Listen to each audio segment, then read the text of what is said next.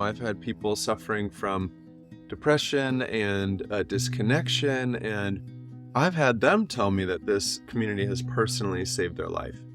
And so to me, it's when people really tear up and I can feel it, I tear up, that's my measurement. This is really important work and that this needs to keep happening. Kia ora and welcome to the Homefullness Show. I'm your host, Zola Rose, located in Aotearoa, New Zealand. We believe housing can be a means for regenerative placemaking to create affordable and sustainable homes and neighborhoods developed in collaboration with the communities that live there. We'll be exploring different housing models and neighborhood designs and innovation in energy, water, waste, construction, land use, and food systems. We showcase housing policies, finance, funding, and community engagement to unlock this potential. This show aims to empower you with knowledge, resources, and networks to support you in creating great places to live. Come join us as we bring to life the more beautiful housing that we know is possible.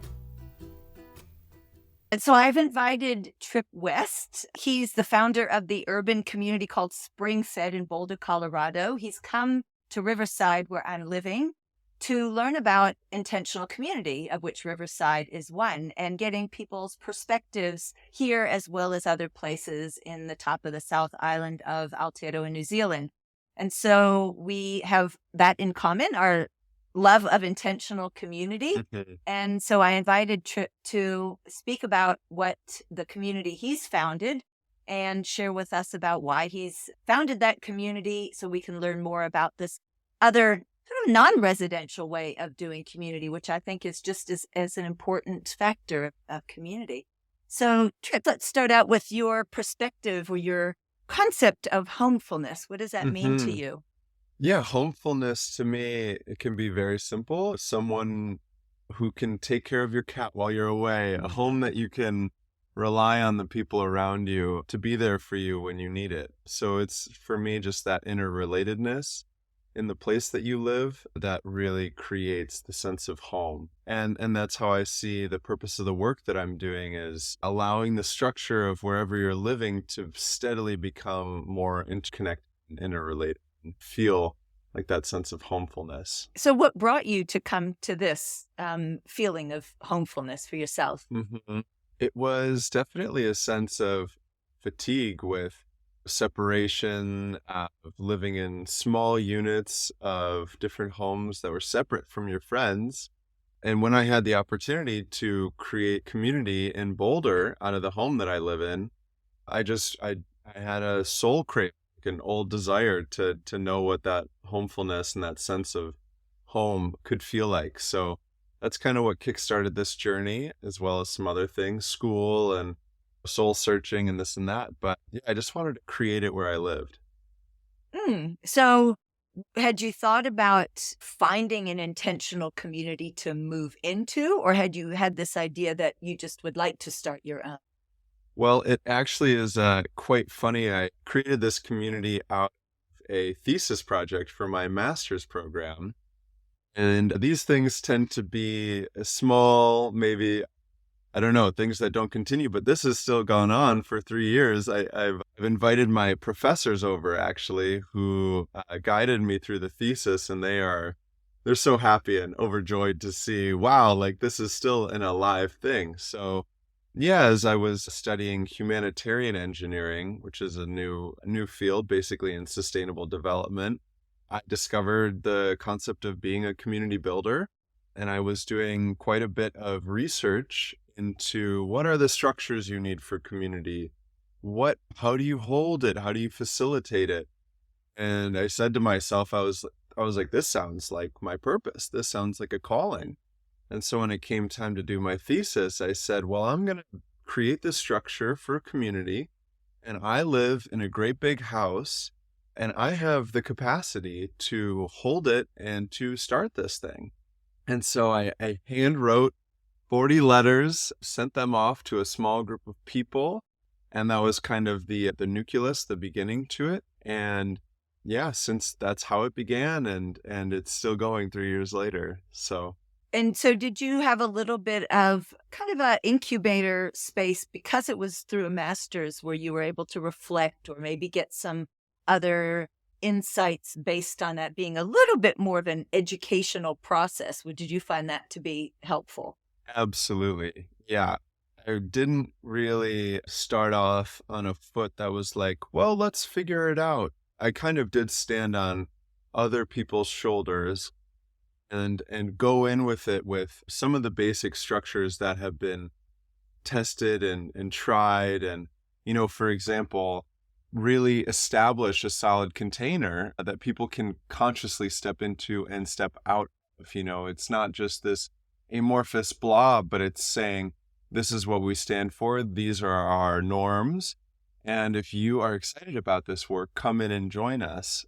And so, you can't plan your way out of the inevitable pains of beginning a new community. You cannot figure out how to get through building momentum and enthusiasm, especially at the beginning.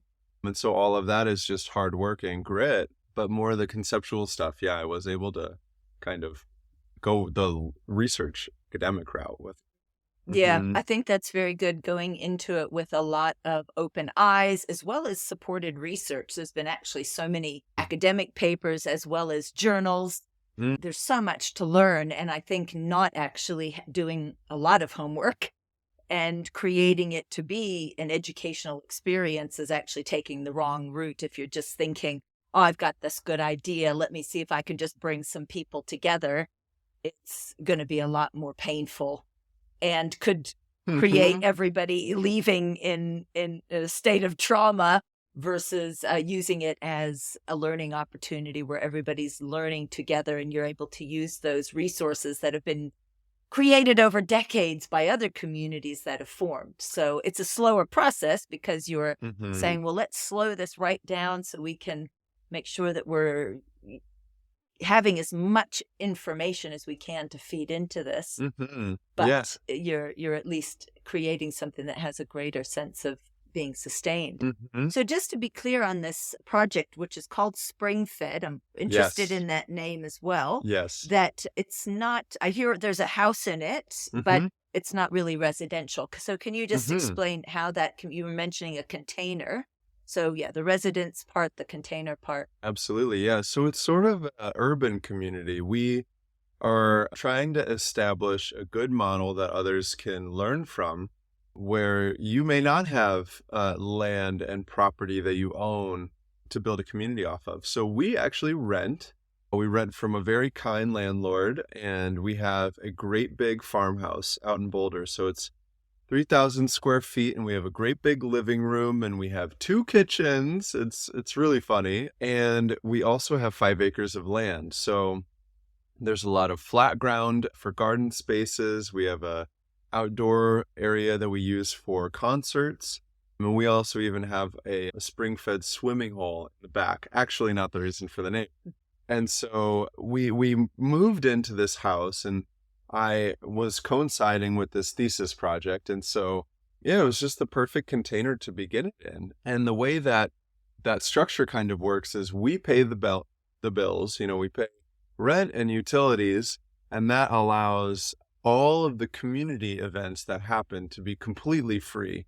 When Mm. you say we, can you Yes, define the we? absolutely. Yeah. So I have been the leader and the spearhead of this project for 3 years, and what the basic structure is once every 2 weeks. It's very simple. We will have a shared potluck where everyone brings in their own food. We'll share a meal together, hold hands, say a prayer for the food, speak an intentional message of some community element that we want to bring into life a Oh, little bit nice. more. And then after we share food, I like to activate the container a little bit because as friends, it's nice and fun to catch up, but there's a certain potential in the room that you can just create by taking advantage of it. So we will have themes of each night we'll kind of share beforehand, but some of them have been come in and share a story from your ancestors. Have your parents or grandparents told you a story? Can you tell it to us and share that wisdom? We've had open microphones where where people have never stood up to a mic before, and they're able to share their poetry and their music with us because they feel safe. We've done bonfires, we've done kids nights, art nights, movie nights. It's really cute, all 20 of us sitting in our living room with the projector. And so really the intention of these Wednesday potlucks is to strengthen the bonds in a way that's different than you could just hanging out with a bunch of friends. So I call that the glue of our community, is these shared food gatherings. And then during the growing season, once every Sunday, we'll go out and have a garden day, or a working bee, as I hear it's called in New Zealand so often now. And they are totally open to whoever wants to come and learn how to grow food. And the unique thing is that, we're not a CSA, we are not beholden to production yields and this and that. And so it's really a playground for people. And I've witnessed quite a number of people go from knowing nothing about even why a carrot has dirt on it to being able to recognize the different cycles that a plant is going through and save its seed and learn how to can and all the rest. So yeah, it's really a beautiful practice ground of how do these things work, and can you learn over the years by simply just coming back to this place. So that is, and I lead both of these, the potlucks and the garden days, but that's our basic structure. And yeah, its effect has been massive in people's lives. So just I'm wondering a few things. The one is what has pulled people in, because quite often one finds out of I would say the dimensions of the social, ecological, and economic, and then the worldview, which is our common belief systems. Usually one of those is more dominant in a group, or what pulls people in, like, oh, I need to be more self-sufficient and I want to live more on the land. So that's that ecological piece. I need to learn how to grow or be in tune with nature. Sometimes the social, I really need to feel like I've got to be bonded with other people, want to have that sharing and caring. And it's some people, it's around affordability. They really are looking for an affordable place, not just to pay rent, but all the things that life one can save financially if one is sharing more, etc. So yeah, that was the one thing. But not to lose my other question, it is also, how are you measuring that? Because I was hearing you saying there are benefits you feel in 3 years, and part of a master's degree, perhaps you had some measuring tools. Okay, so let's go back to what do you find are the main pull factors for people? And then the second one was measurement.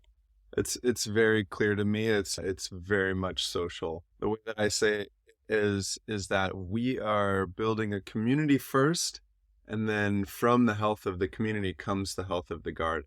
So we don't have a bunch of super agriculturally minded people coming into the community. More so, it is people who feel inspired by the messages that we speak to in our meetings, which are really returning to the old ways, returning to these ways that we have known in our soul for a very long time, of relying on each other, sharing resources, exchanging with one another instead of corporations, building resiliency through our relationships. And, when people come from city-based relationships where they haven't been able to rely on their friends, or there isn't a real higher purpose to, a cohesive friend group, they come into the room and they feel the strength of it that we cultivate. And it's just this heart resonance of like, I love what you guys have here. I love the kind of people you are. And that's why I'm coming around. It's not because you grow food. It's not because X, Y, and Z.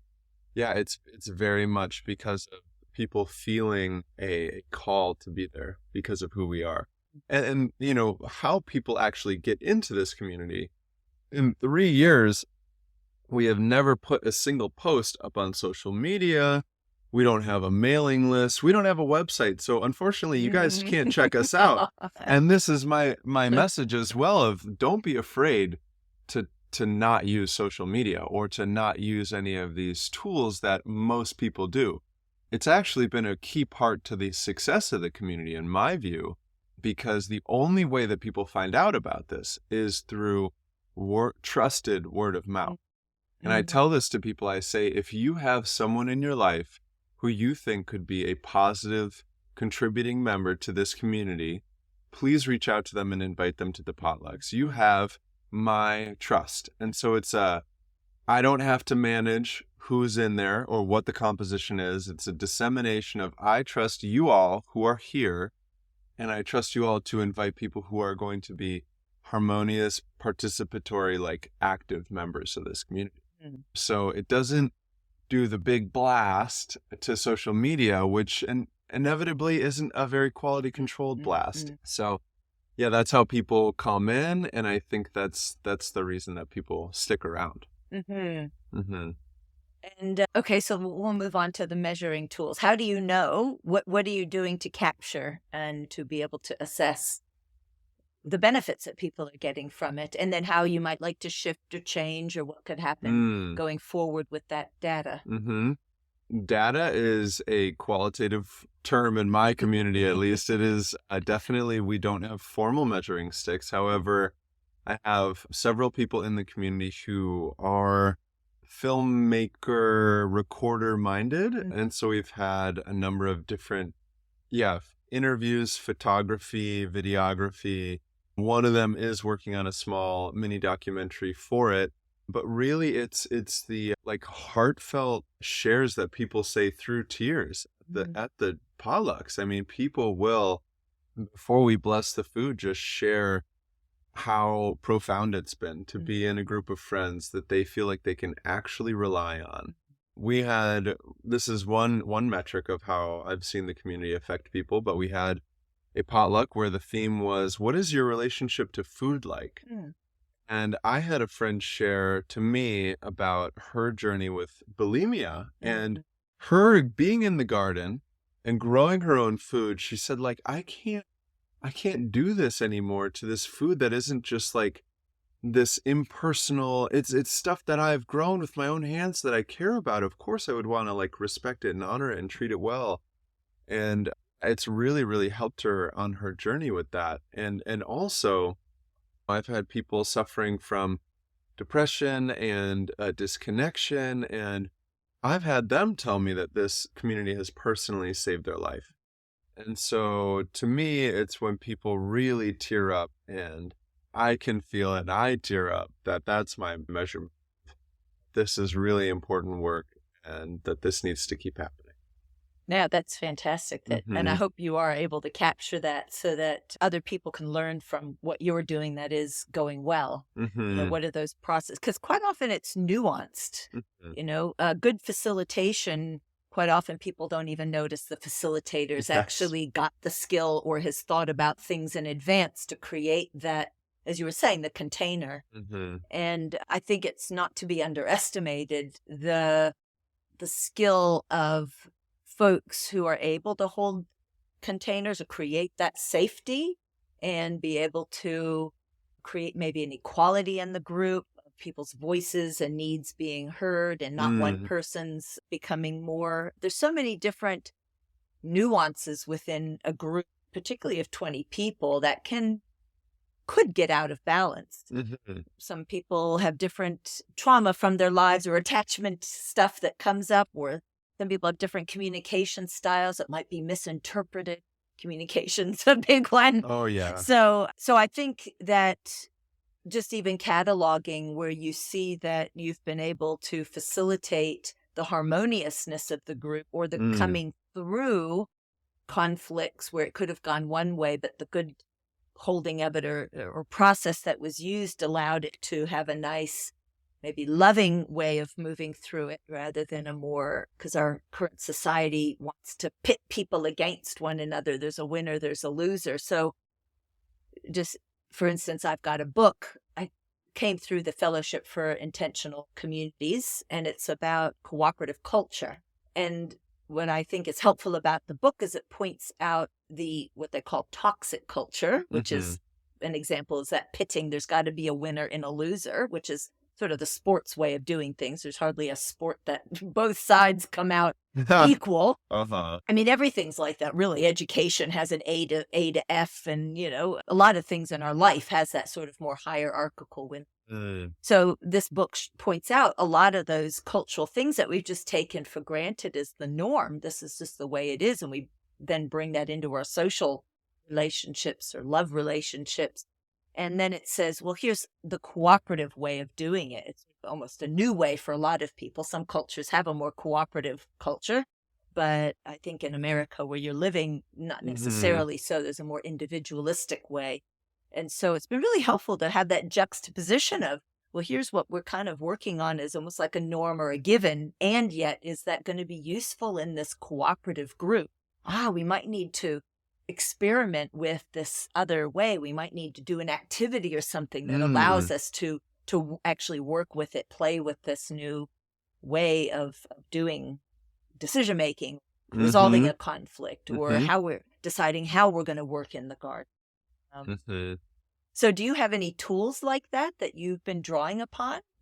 I think, the whole overarching theme of this community is that I want it to be a opportunity to practice living in community, to practice being close to one another, to empower us all to face kind of these more toxic relationships that society deems, and to kind of practice a different way forward. So, for me, I think the conflict aspect has been one of the greatest teachers in the community. We've had a number of different really intense conflicts come up over the years. And, we try to speak to it of saying like, hey, you guys, we have been taught that when something comes up like this, there is that winner or that loser, or we have to take sides. We have to attribute value to each person based on their actions, and which can end up being very punitive. So there's this woman, her name is Sylvia Clute, and she is a criminal defense attorney in America, and she used her decades of experience, especially in the juvenile courts, to develop this process called unitive justice. And so unitive justice is based around justice as love instead of justice as punishment. And essentially the principles are to, through, sharing compassion and love for that person, allow them to witness the harm that they've caused, and to feel compassion for the other person's harm, and have that be the force of change, instead of, you are a bad person, you need to be punished, and then that kind of repelling energy that comes from that naturally. So we have practiced over the years different forms of this kind of circling, where, let's say something comes up in the community, and eventually, through some different contextual meetings ahead of time, we'll get to the point where we can bring two people together who are in a conflict and have a third party neutral facilitator, and just have active listening without any goals for where we need to get. And I think this is particularly helpful because we're not living in a neighborhood where we all own our homes, and maybe we're very locked into this group of relatedness together. And so that's why I advocate for our practice so hard, is like, guys, we are going to be in a situation someday where you are going to be living with the people that you care about. And you're going to want to have these skills that it's part of being human. So this conflict resolution work has been also some of the greatest healing that I've witnessed in community, because maybe it began as screaming and yelling and blaming and naming someone, and then that person who caused the harm gets to just be honest about the pain that they've caused, and then that softens the person who they hurt. And I've seen, quote, the victim, who really was just the one who was harmed by this other person, come to that person who harmed them and say, I'm sorry. And, and give them a hug, or it's really just brought me to tears, the healing that I've seen that happen with. Yeah, so, we kind of need to see more of that, because we almost don't know how that can look. So that's great that you're practicing. And as you were saying, it's so helping us to move into the society that we would love to live in. Hmm. And so we can create these little microcosms that even if we Yes. can't get it in our city or in our country, then at Hmm. least we can have moments of it when we come together in these spaces. And then it could move into residential where enough people in your group, Hmm. maybe a dozen out of that 20, decide, oh, we could actually now move into some, because it's quite a financial risk to Yes. put down money to live together and Hmm. to move into a place where you can't just go back away. So this is really a good preparation for the Hmm. potential residential aspect, which could come later. Yeah. Yeah. And I saw that as a huge resonance between the work that I'm doing and your podcast is that I do want to advocate for people who are still living in cities and may want to live in an intentional community housing project that you can start this work. Mm. If you have a home that can host people, I really highly recommend, potentially researching some of the books that we might throw into the description later and just saying to yourself, okay, maybe I'm going to host a dinner once every 2 weeks. And my biggest advice is to just keep doing it because you are going to need to have some momentum for people to really Mm. believe in your project and to show up Mm. consistently. And it took over a year of doing this no matter what, every 2 weeks for people to say like, yeah, this has some substance to Mm. it. This isn't Mm. just another like wish-washy thing.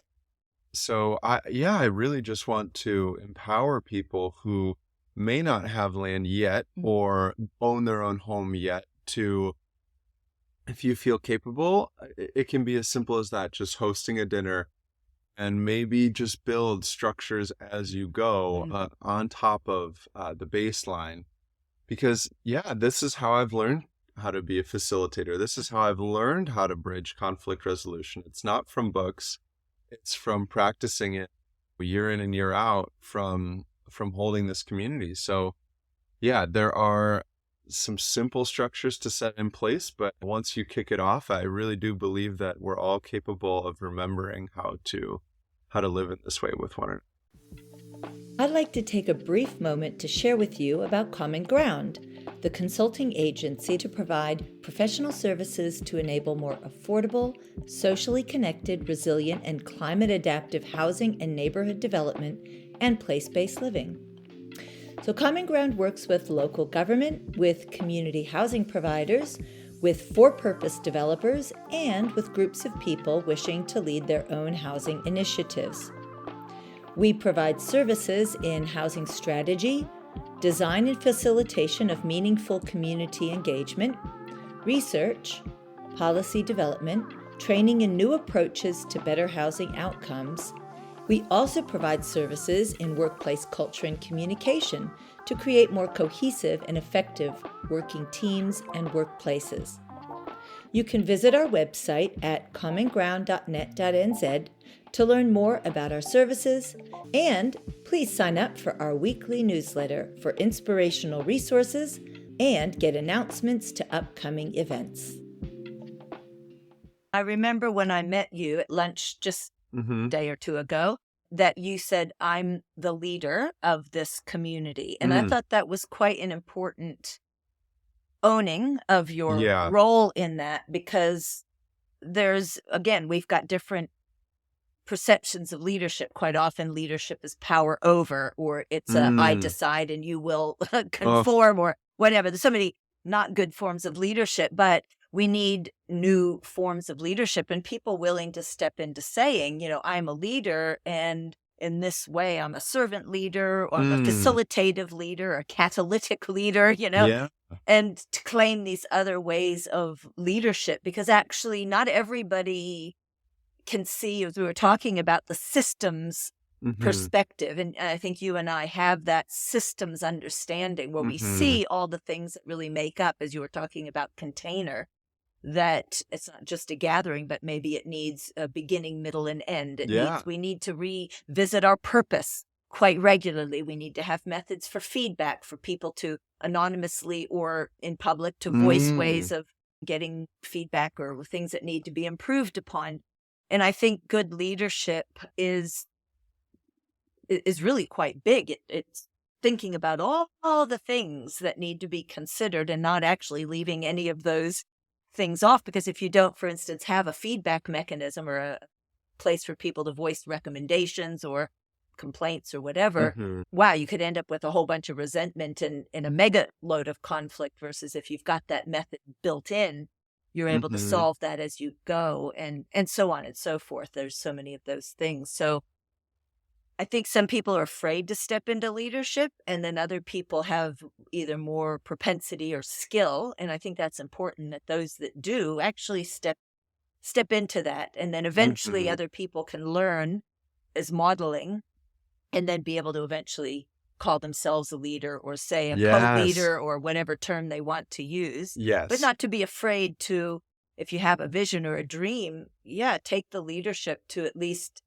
get it kick-started. And I think a Hmm. leader also has a bit more responsibility in terms of continuously learning Yeah. because they are trying something new. And I would say a mentor is quite important, maybe somebody who's done something similar in the Hmm. past, and probably continuous reading and watching of things that allow for, oh, so this is what's going on with my group. Okay, now I've got a strategy and Yeah. how I can deal with it versus others might not have that bigger picture perspective. Yeah, and leadership to me, like when I say like I am the leader of this community, I feel like that just means that I have the primary role to uplift others and to Mm, empower others that are in the community to really become like in their highest purpose of their skill and their contribution and their gift. mm, Now, I am just here to also uplift concepts that can empower people to be in a more harmonious, gifting, mm, generous way in this life. So, yeah, the way that I view leadership a lot of the time is there was, I believe it's Ojibwe or Cree, but they have this concept of leadership that centers around the goose, like the Canadian goose and their migration mm, patterns. And mm, so they say, the geese elect, they have leaders when they're migrating, but once they get to where they're going, there's no leader. There's nobody that is, I'm King Goose once we're all just grazing in a beautiful, summer environment. But when there is time and when you do need to migrate and fly, there is the goose at the head of the V. And so I think that's also something that's an indigenous perspective that's really important to recognize is that, in our corporations and maybe in our nations, we have these like elected leaders that are the leader all of the time. mm, And I do believe that there are times for leadership and there are times to let it go. And I think that's been a big lesson for me is when it's time to let others step up. I want it to be an opportunity to empower others. And I tell you, like, there have been people in the community that have never facilitated anything in their life and are saying, and I go to them and I'm like, I think you would be really good at this. Do mm, you want to lead the next mm, potluck? And it's low pressure, mm, it's like 20 people, it's all friends, it's in the house, but I've seen people get really nervous over it and their heart racing but yet they step up to the challenge and they, yeah, go on to lead different things in their life. They go on to start projects. And you never know like what kind of effect that can have on other people as long as you give them the opportunity and let go of your, maybe egoic attachment to power and to leadership. mm, So that's been a big lesson for me as a leader. And even right now is a great example. I've been traveling for 2 months to Hawaii and New Zealand, visiting different communities. And in the meantime, I've had my friend, her name is Evelyn, lead the community. And I've mm, deeply trusted her in this process. And she said, like, my palms are shaking, but I think I got this. And she has, as far as I can tell, done an amazing job. And the community is going to be different when I come back, no doubt. But I think that's a part of its evolution. mm, Um, mm, but it is really important to identify that there is sometimes a leader in a particular structure.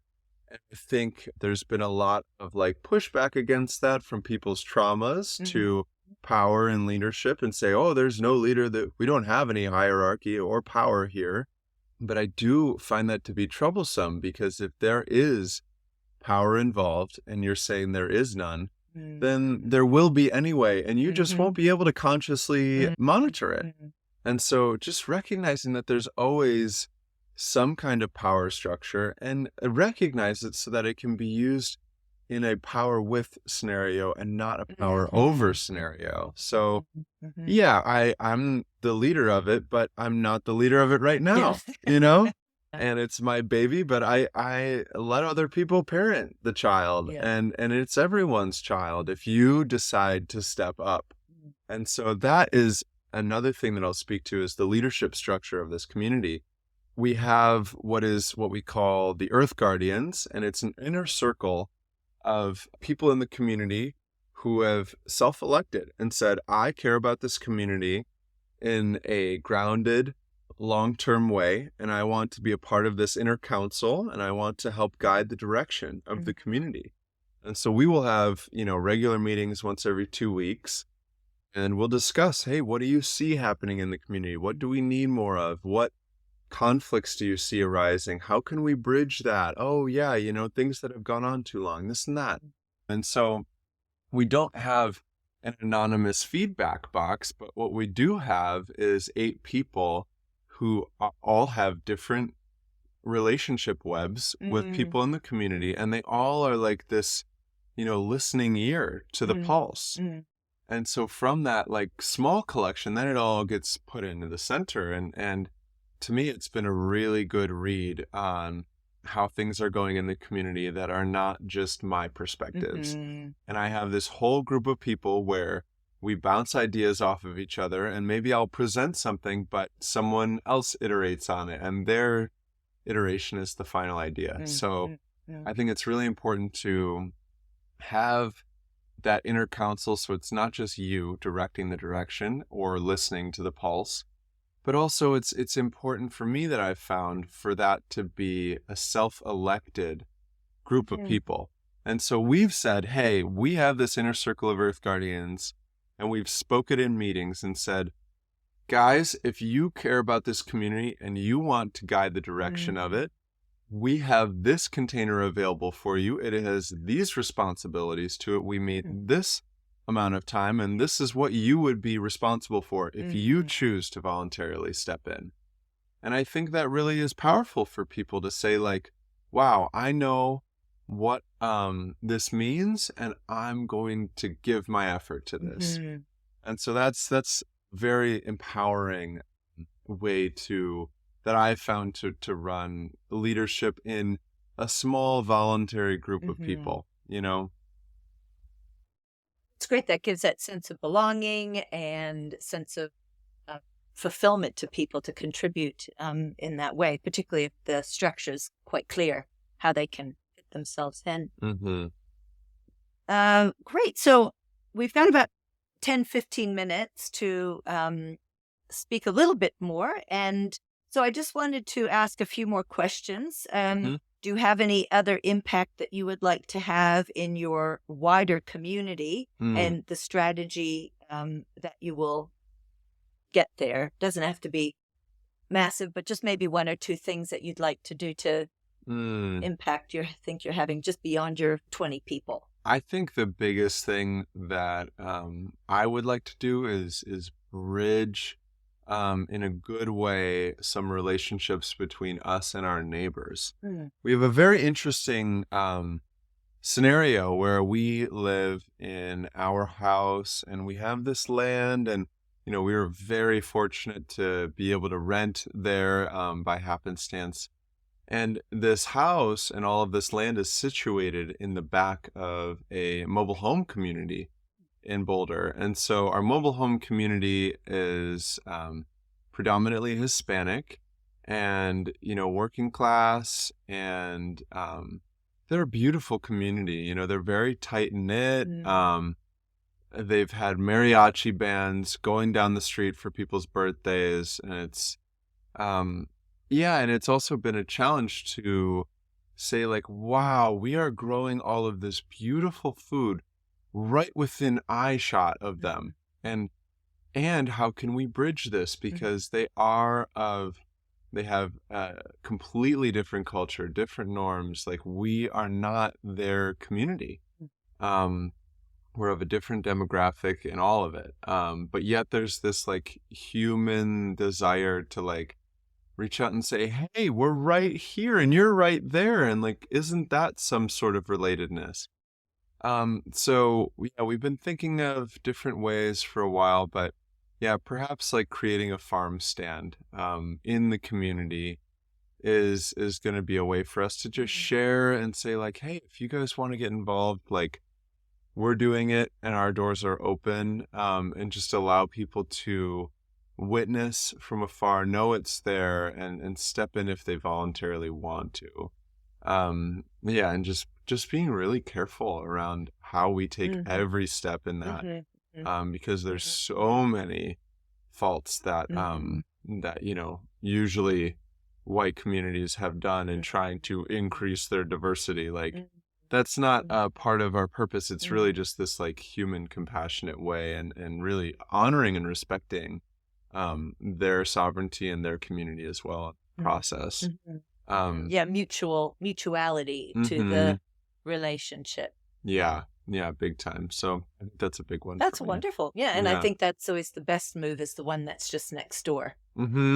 Absolutely. To look around and say, oh, okay, this is over the fence. Yeah, so that's I would say that's a very good strategy to create that connection. Just an interesting fact. What's the most interesting home you've ever seen or been in? So cool. I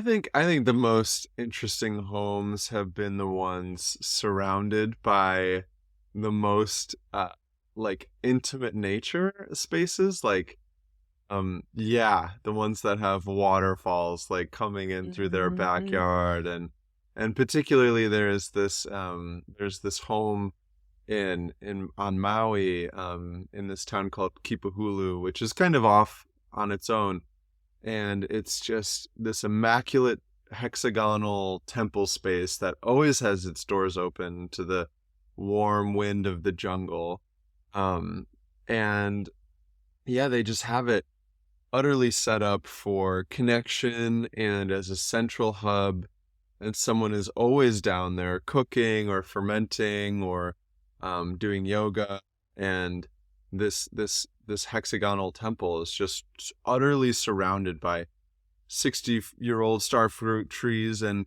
piles of coconuts and papaya trees, and a huge garden full of taro, and a beach right down a 2-minute walk from it. And so I think for me the best homes are not the most architecturally complex, but the ones who are most just conducive to the flow of people and connection and connection with nature as well. That's my style as well. We resonate there.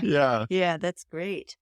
And any podcast shows, books, YouTube channels that you'd recommend? You don't have to say everything here. You can think about it and send me links, but we will put these links in the show notes. But any that come to the top of my mind? A big one top of my mind is called Returning to the Teachings. I think his name is Rupert. I'm going to have to fact check the author's name, but he's also a criminal defense attorney from Canada, and his work was with Indigenous communities out there. And through witnessing and being a part of these communities, he's really just transmitted as much of a channel as he can be the Indigenous teachings of how to resolve conflicts, how to work through trauma, through healing together. And I mean, the book is just like this extremely dense, concentrated, rich source of Indigenous knowledge that I haven't heard these perspectives from a lot. That's actually where the goose analogy came from. So if you got interested by that, check that out. Another podcast that really interests me is called Upstream, and it's all about getting to that. So good. Just getting to the upstream root cause of economic issues in our modern day world and capitalism. And so if you're interested in socialism and all of those kind of things, definitely check that out. And yeah, just a random one that I'll throw out because it was recent, is this book called Iron John. And it's a deeply mythological look at men's initiation rites and what it means to have become a man in ancient times. And so I'm also very interested in doing that kind of work. So if you maybe have a son at home or are interested in your own journey as a man, Iron John is a great read as well. So Oh, yeah, fantastic. I love the variety. yeah, Thank you. totally. Yeah, and I'm sure you've got so many others. So I'd love to, Mhm. I'll harvest from your list as Definitely. well. Yes. And a fun, obscure fact about yourself, something interesting. Oh, I've been waiting for this one. I think a fun obscure fact that you might not know is that 2 years ago I walked from Mexico to Canada on this continuous trail that goes through the wilderness. In America, we've developed these through hikes, and they're these ultra long distance treks. And so it was 4,200 kilometers. And every day I averaged about 40 kilometers a day, walking with all the things I needed on my back, tent, food,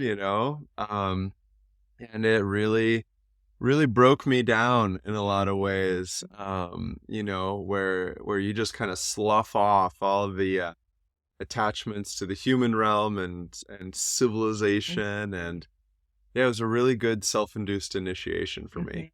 It's called the Pacific Crest Trail. Oh, yeah. I'll check that out. Oh, that's epic. Good reason to go to the Pacific Yes. Crest, America. Just keep walking. Yeah. And okay, so you had mentioned that you don't have a website, but is there any, or Springfed doesn't have a website, but is there any other way that someone might get in contact with you? Yeah, I think I do have a website as well for a poetry book that I've written. There is some information up on there about the community and about me. It's got all my contact information up there. So poetry book is called Crows Fly in Pairs. And it's totally free. You can order it for free as a gift. I think that's a really big message of the community and message that I try to live is the gift economy. So it's a manifestation of that. So yeah, I can put the link into Crows Fly in Pairs in the show notes. Great, thank you. Yeah, we want to be able to get in touch with you. Definitely. So and read poetry. For the bonus. Thank you. Yeah, absolutely. So yeah, I was very touched by your interest in intentional community and the way that you're building community. Now you've got a Aotearoa community connection. Yes. With this journey, and I think it's a fantastic way to get to know even the indigenous ways which are woven into things here in Aotearoa. But I hear you're touching into the indigenous there, and it is a lifelong journey. So it's a way to grow ourselves and be able to create some positive change in the world. So it's lovely to meet a brother on the same mission. Yes, it's so lovely to meet you too, Zola. We had a 2-hour conversation just yesterday, and I'm just so grateful to be on this land here at Riverside. I really, if people are interested in witnessing intentional community, just go out there and go to these hubs in the world and just keep talking to people and show up and volunteer for everything you can, and people will eventually notice that the good spirit and the generosity will come back to you. So yeah, good in humanity if we open up to it. Yeah, thank you. Absolutely. Thank you, Zola.